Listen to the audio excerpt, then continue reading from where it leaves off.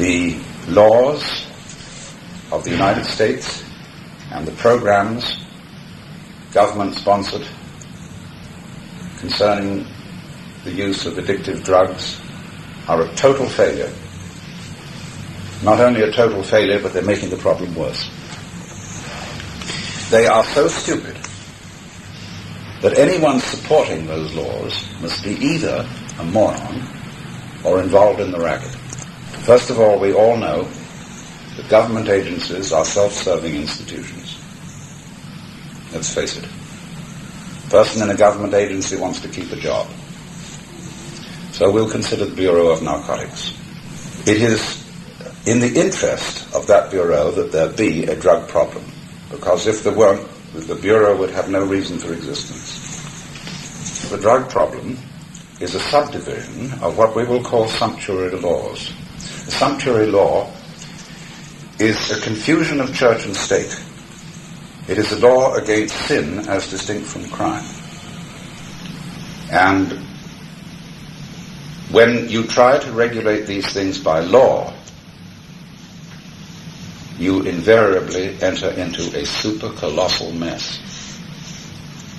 Not only is it that government agencies against these things, they will say narcotics squads, vice squads, so on, have a vested interest in their continuance, but also by prohibiting them, you put up the price of engaging in them. Now, once you make this a matter for police control, you corrupt the police. The police in the United States began to be corrupted at the time of Prohibition. And Mr. Ansinger, who had a job under Prohibition, had to find himself another job. So he selected drugs as the new Prohibition and did very well. But somebody is making fortunes out of the trade, simply because the price is high, and the price is high because it's forbidden. Any idiot should be able to see that. Well, let's face it, let's be realistic. There are going to be people, there always have been people, who do silly things. It's stupid to become dependent on drugs. It's pretty stupid to gamble. But you can't stop people being stupid by law. Nor can you make people moral by law. It's the essence of Christian ideas that morality is of no significance unless whatever is done or whatever is not done is done freely. In other words, it has to be your own voluntary act. A person who is compelled to be moral is not, in Christian view, moral at all, but merely scared. And therefore, we would immensely relieve some of our social problems if we took all sumptuary laws off the books and treat drug taking as a health problem. I think things like marijuana, which are relatively harmless, should be available on the same basis as alcohol. As to harder drugs, I think this is a problem for physicians and health clinics, not police. Definitely not police. But freedom necessarily involves risk. You cannot have a free country which is at the same time a nursery.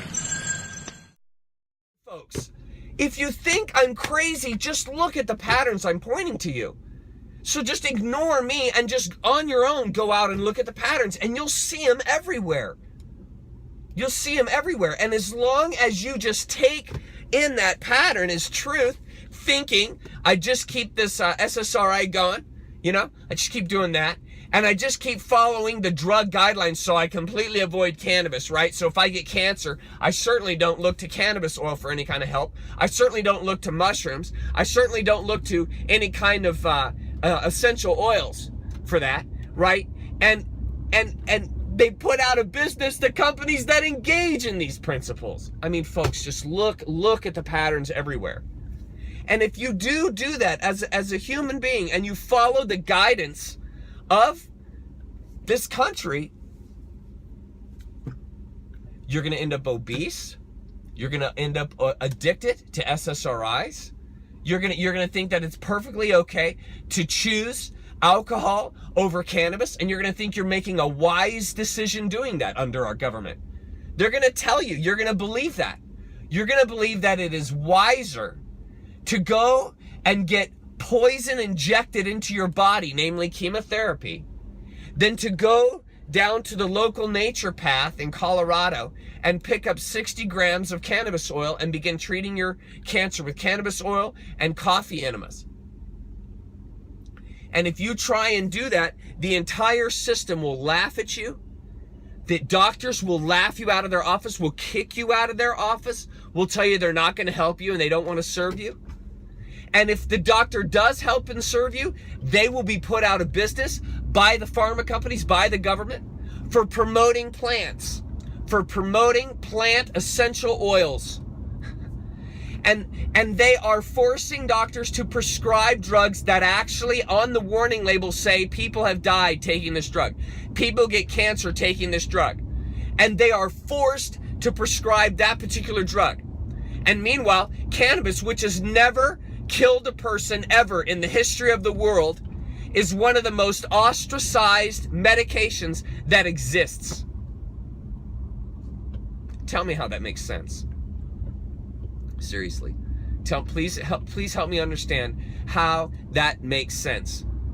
When you have cannabis oil, which can be given to infants. I've seen infants that had brain cancer given 7 grams of cannabis oil a day. Of course, they're in a coma because they have brain cancer.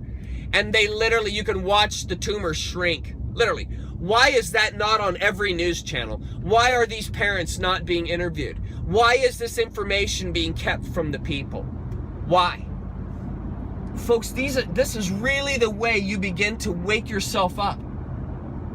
When you start really asking these very, very basic questions. I am not asking rocket science questions here, folks. I'm not.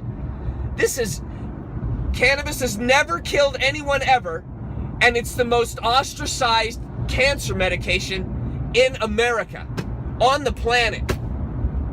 And there are testimonies. Just go to YouTube and type in cannabis oil healed my cancer or heals cancer, and just look at the testimonies. Hundreds and hundreds and hundreds and hundreds, thousands of people. Go follow Dr. Robert Malamede on Facebook. What? You will not believe the testimonies. Just go through that guy's history. He's a doctor in Colorado that's an advocate for cannabis oil. And if you've got cancer, go there. Go to cureyourowncancer.com. I think it's .com. I don't think it's .org. But I think it's cureyourowncancer.com. And look at all the testimonies of people. And they're healing themselves of cancer all the time. All the time. No bad side effects other than they get a little bit tired and high. And ask a chemotherapy patient if they would rather be high or vomiting to the point that their ribs are cracking. Okay? Ask them. Which side effect is worse? Vomiting to the point where you're breaking your ribs, laying in bed wanting to die, not wanting to participate, and completely withering, right, as a side effect, or, I'm really tired. I feel like sleeping 15 hours a day. I've got cancer and I'm taking cannabis oil. I feel like sleeping 15 hours a day and I can't do math. Those are my side effects. You ask those two patients which one they would rather have. Which side effects they'd rather have. Ask a chemotherapy patient 10 years later when their liver is completely poisoned and they have cancer again, if they made the right choice compared to the person that took the cannabis oil and actually healed the cancer, actually resolved why they got the cancer, which is called healing the cancer. It's all right there in front of you. All you have to do is put forth the effort to find the information. Please don't take my word for it. Please ignore all the evidence I give to you and just go out on your own, do your own due diligence, read the books, go to the websites, Look at everything. Look at the Western side. Look at what they're pilfering. Look at what they're offering people. And look at the warning labels. Look at the warning labels. And compare the warning labels on activated cannabis oil. And I've given you just some of the side effects. Compare to the warning label on an SSRI, or compare to the warning label on a chemotherapy bottle. Compare. And it's right in front of you. It's right in front of you. Look at the statistics. Go ask your naturopathic doctor. Don't just ask your Western doctor. That's not fair.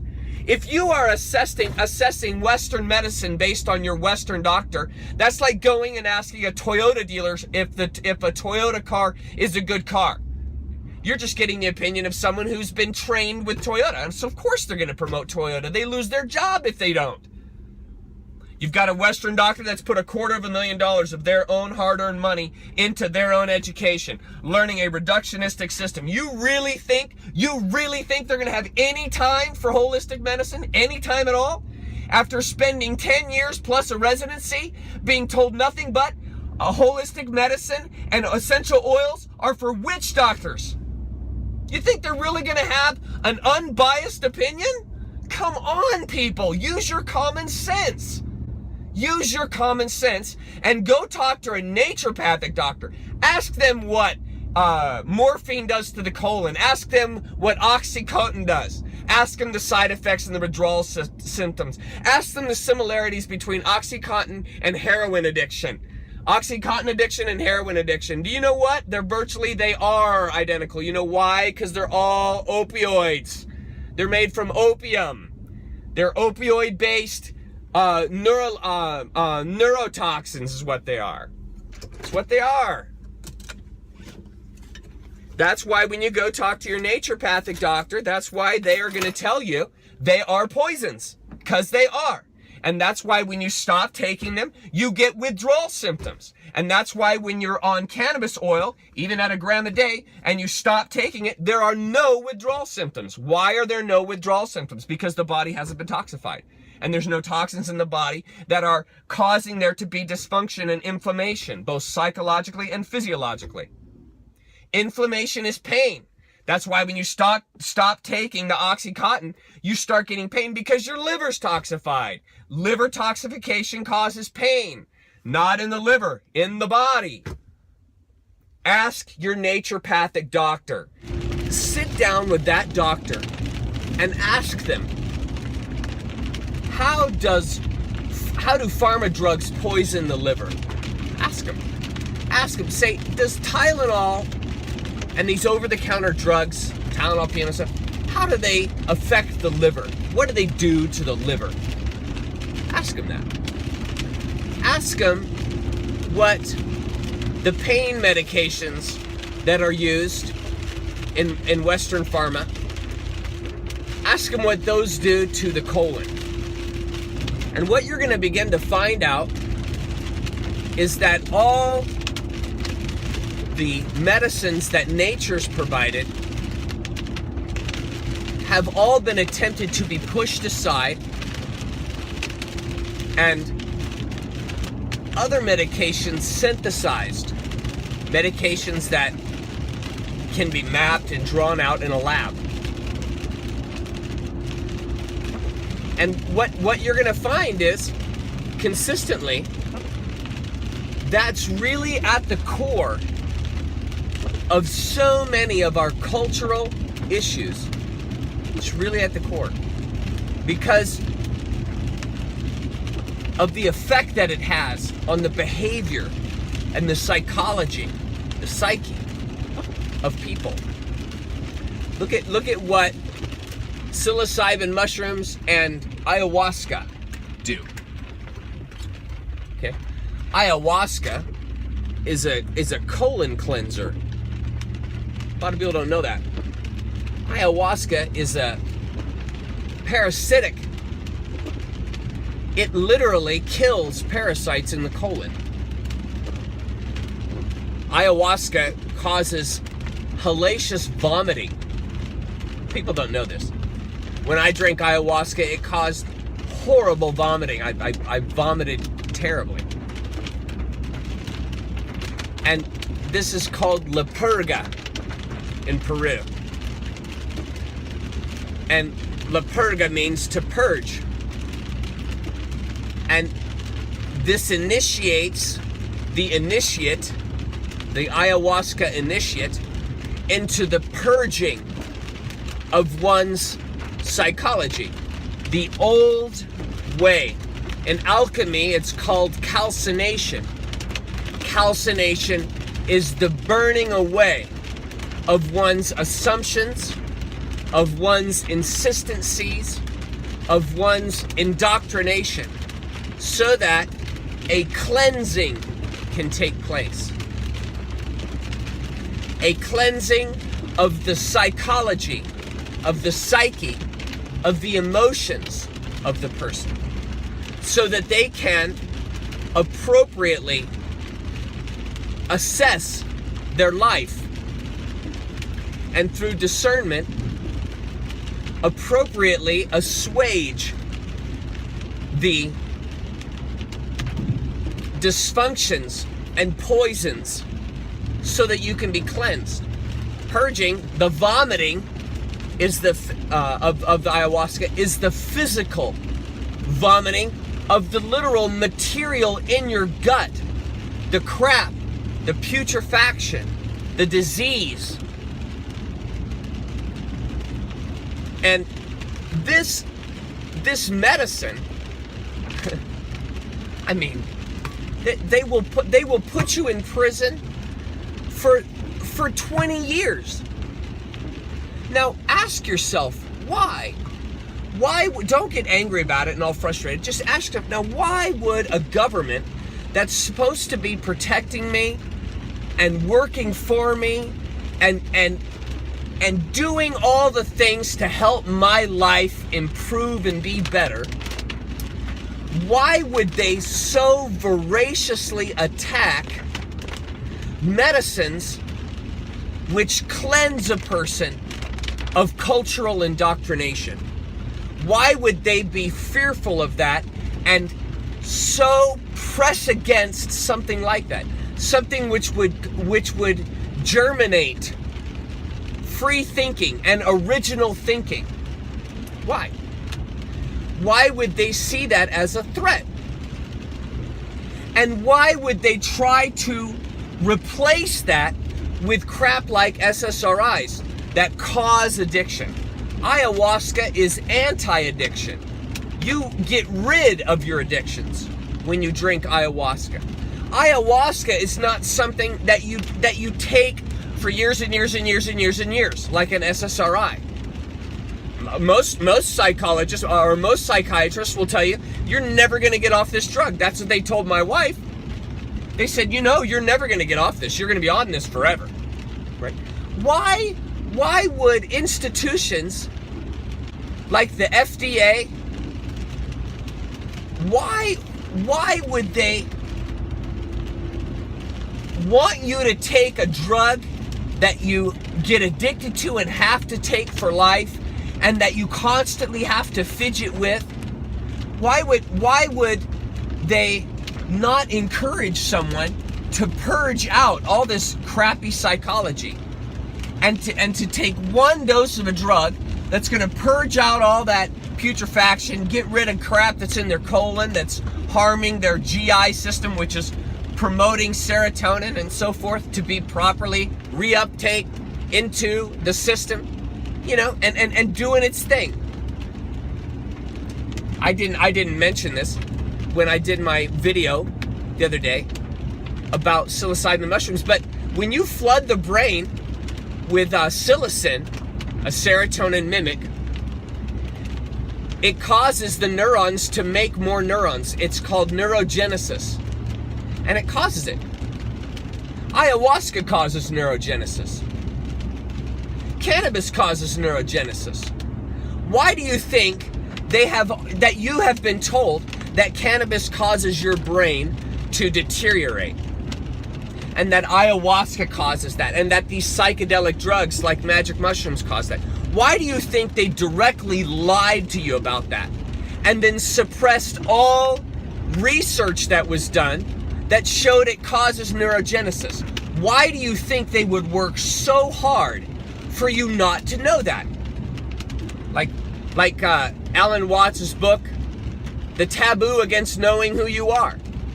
Why would there be such a taboo against knowing who you are, finding out who you are, and taking medicines, psychoactive drugs, which help you find out who you are? Why would that be so pushed against and so much fear put into you about that? Why do you think that is? I have a theory about that. It's because you can't control a free-thinking human being. You can't control him. You can't control a human being that knows how to take care of themselves physically, meaning knows how to beat cancer when they get cancer. Okay? You can't control a person who isn't dependent upon a particular religion.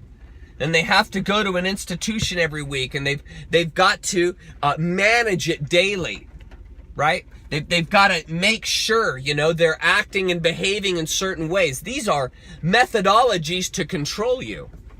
You don't know it. It's under the guise that it's for your own good, and it's under the guise that if you didn't have this religious rigor upon you, you would go out and do just horrific things to people. That's absolutely not true. Because I know I don't go out and do horrific things to people. I know that since I stopped being a Christian, I've actually become more and more and more humane. So when you think about this, when you can control the pharmacology that people are putting into themselves, and they're putting a pharmacology that encourages addiction, that causes addiction, and you're promoting drugs like caffeine, which is one of the most addictive drugs in the market, look at how the culture's activity promotes drugs that are harmful to people. Why is it not a giant cannabis party at the house? Because everybody would be doing all the right things for their physiology, for their psychology. Isn't it interesting now when you start following these patterns? What are they doing in all the foods? They're putting GMO into the foods, and companies like Monsanto that are being protected while they're poisoning the entire culture, the entire world. You see? Do you see the pattern? Do you see what's happening? All the things that cause you to get diseased, bring about lack in your life, bring about dysfunction. Do you see this pattern? And if you look at the culture, specifically America, because that's where I live and that's where I'm from, that's what I know. When you look at America, right, what is the pattern that you see? You see vested interest in controlling people, vested interest in driving them to behave in certain ways, a vested interest in making sure that they are in a chronic state of lack, meaning debt, meaning spiritual need. And you have a massive population of people that are homeless and have no food and are dying. And at the same time, like right here near us, they're dumping millions and millions of dollars into making sure that salmon have a stream to run up. And in the meantime, I see homeless people and starving people all over the side of the road when I go down into town. So all this millions of dollars is putting into saving fish. Nothing wrong with that, but you're saving fish while human beings are starving and dying on the side of the road. There's something wrong with that. Nothing wrong with wanting to save fish, but there's something wrong with choosing to save fish over choosing to save human beings. I mean, call me crazy, right? Call me crazy, but I see something psychologically wrong with that in the values of a culture. I see something wrong with that. And the pattern I see causing that is the pharmacology, the underlying drugs, which are the substance, which are supporting this culture's behavior, this culture's craziness. Isn't the culture supposed to be enabling and empowering people? to absolutely transcend, it looks to me like all of these systems and everything that's going on is an effort to disempower people. That's what I see going on. And a direct and asserted effort, organized effort to disempower people and put them in a state of need and dependency. We got a medical system that's so complicated, nobody understands it but the guys in white lab coats. And they all have been indoctrinated into a system that can't heal people because it's not a holistic system. It can do a couple things really good, but it can't heal most of the people. And look at the pattern. What has been happening for 70 years? The cancer death rate really hasn't changed. As the doctors that I've put on my videos, as Dr. Glidden has said, we have taken the wrong dog to the hunt. And all of the doctors at the hospital all are totally empowered, but they have been given the wrong fuels. You'll never find a Young Living essential oil in a hospital. They'll shut the hospital down for doing something like that. So they've been given all the wrong fuels to take to the problem. You could say they've been given all the wrong techniques. Now, when it comes to physiological arm break and, some bacterial infections and stuff, by God, I mean, there's nothing better than Western medicine. And I really hope that is coming across. But what people are blind to is that you can't just rubber stamp reductionism of fixing bones in a body or replacing a liver. You can't just take that methodology and rubber stamp it on the psyche and rubber stamp it on the pharmacology. It doesn't work that way. You have to treat it differently. And the way you heal these organs, which we don't understand, which we can't get our hands on and can't grasp, the way you heal those organs is with nature, because nature understands it. That's why nature has given us a limitless amount of plants to draw from and extract from to heal ourselves. That's why. It's already in place. The plan is already in place. The antidotes are already there. The solutions are already there. Everything we need is already there. It's just everyone has to reach for it. It's like Dorothy, and she's wearing the shoes from the Wizard of Oz. She's wearing the shoes that can get her home at any moment. At any single moment, all she's got to do is click her heels and blap, blap, blap, there she goes, and magically she's transported back home, where she's trying to get this whole time. And here we are sitting in a forest, literally a forest, and this forest is filled with all of the solutions. We're surrounded by them. And just like Dorothy didn't click her heels, we aren't going out into nature and just taking all that she has to offer and just integrating it into the culture and the people. You sense some cynicism in me because I get frustrated when people only get one-sided opinions about something and make a decision based on that one side. It's like being a Christian and only getting the opinions of Christians. That's craziness. Go out and study Buddhism. Go out and study Hinduism. Go out and study atheism. Go out and study Gnosticism. Go out and study all the different religions. And then, after you've experienced all of them for maybe 2 or 3 decades, then make a decision. Then start going down the road that works for you. It's the same thing with your body and your psychology and everything about you. And the only way you're going to build discernment is by triangulating everything with everything else and getting opinions from everywhere. That's why I say don't just take my opinion. Go out and get a whole bunch. But I'm telling you, follow the patterns that are out there. And I'm pointing at a lot of them. Okay, so you know how SSRIs, or a number of SSRIs, cause diarrhea and digestive issues? Okay, there's a reason for that. It's because they have something like what's called an MAOI, which is a monoamine oxidase inhibitor. DMT is not orally active, meaning you have to smoke it to make it active unless you take an MAOI. And the MAOI inhibits the oxidation, meaning the destruction. We all know oxidizing is the destruction of the molecule. The oxidation of the H proteins. And so the DMT isn't dissolved, and it becomes orally active, which is what ayahuasca is, and it goes into the bloodstream. It passes the blood-brain barrier. It allows the DMT to pass the blood-brain barrier out of the stomach and into the brain.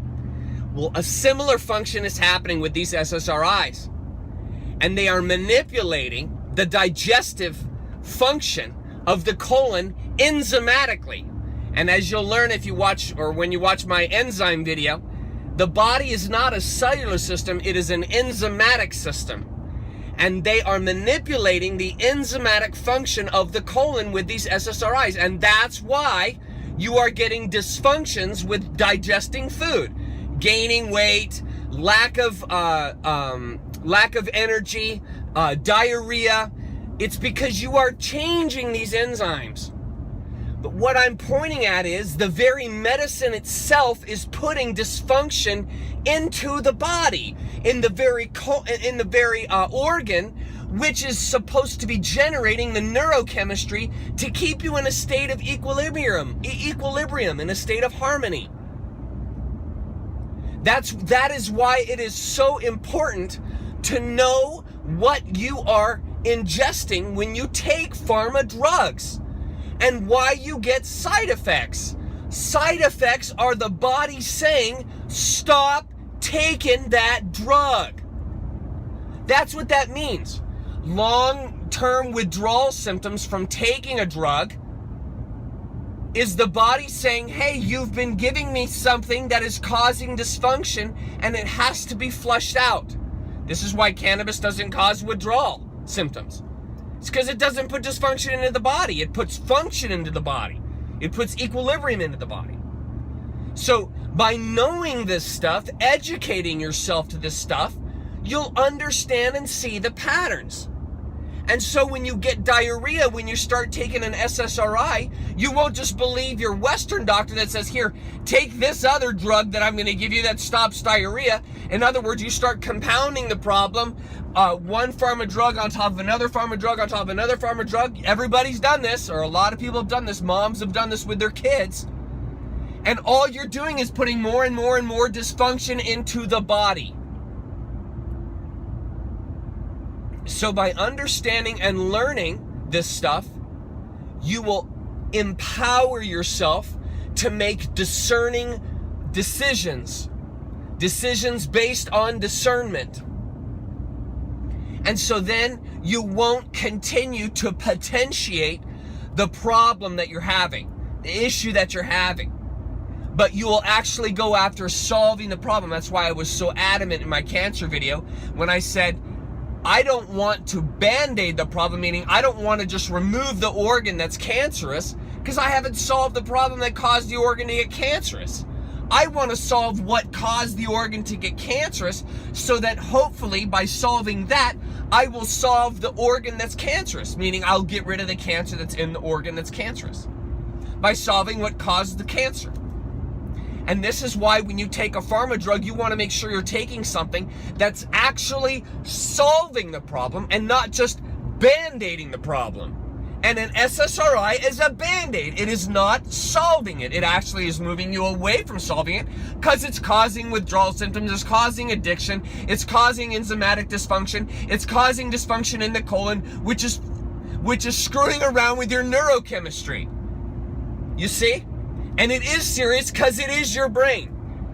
People get all up in arms when I start talking about magic mushrooms and saying, oh my gosh, you're going to harm the brain. Oh my gosh. When those very people are taking a drug that is harming their brain. They're taking an SSRI that is harming their brain. They're drinking alcohol, which is harming the brain. They're smoking cigarettes, which is harming the brain. That tobacco is harming the brain. And they're drinking coffee every morning, jacking those amphetamines. And these same people are deathly afraid of cannabis. Think of this. deathly afraid of cannabis, and deathly afraid of magic mushrooms and ayahuasca. These same people. This is how education is harming you. It's the wrong education. You have to go out and figure this stuff out yourself, folks, because no one is going to hand it to you. And you're going to have to go through all the signs that say, do not enter, go away, turn back. You're going to have to bust all through those signs directly. Big time heresy. And run right at where you've been told the problem is, because that's where the answer is.